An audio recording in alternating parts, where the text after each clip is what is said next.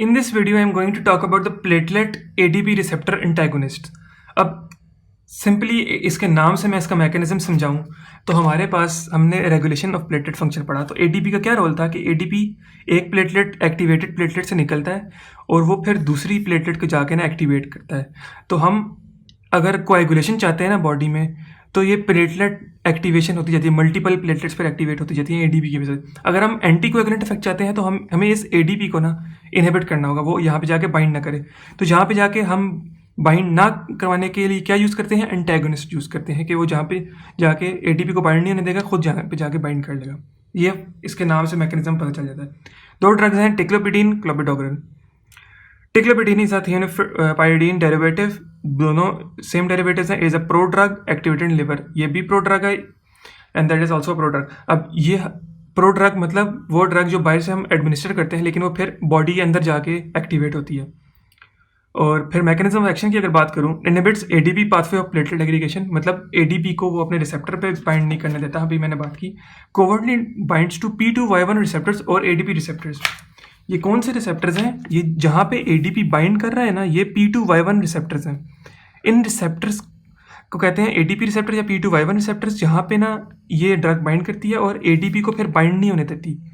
तो इसकी वजह से एडीपी का इफेक्ट नहीं आता, एडीपी इस अगले को स्टिमुलेट नहीं करता, सारे फैक्टर्स अगले प्लेटलेट को एक्टिवेट नहीं करते और फिर हमारे पास एग्रीगेशन नहीं होती, प्लेटलेट एग्रीगेशन नहीं होती, प्लेटलेट क्लॉट नहीं बनता और as a result anti coagulant effect हमारे पास आता है।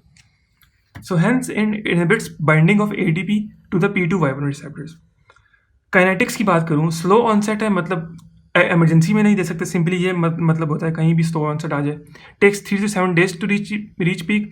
और स्लो ऑनसेट जिनका होता है ना, उनको हम मोस्टली प्रोफाइलेक्सिस ट्रीटमेंट में यूज़ कर सकते हैं।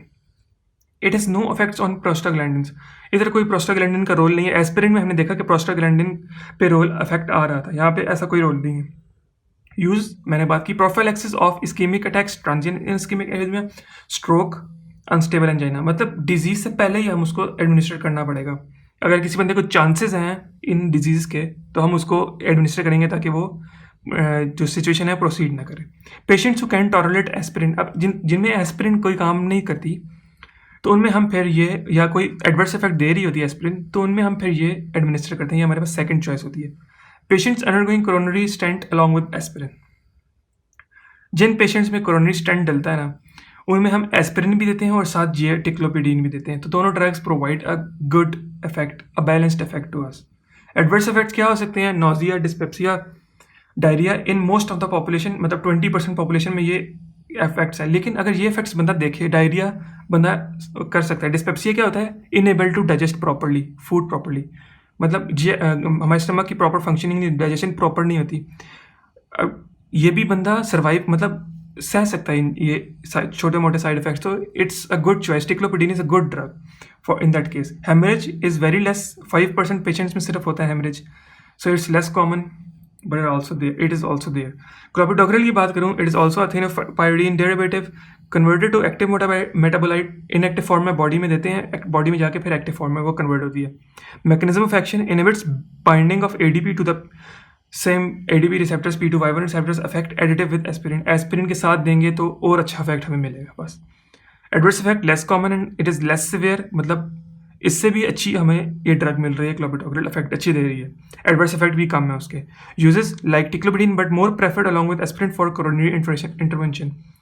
कोई भी हार्ट से रिलेटेड कोई हमें ट्रीटमेंट करनी है तो it's a good choice because it is less severe and adverse effects are less common.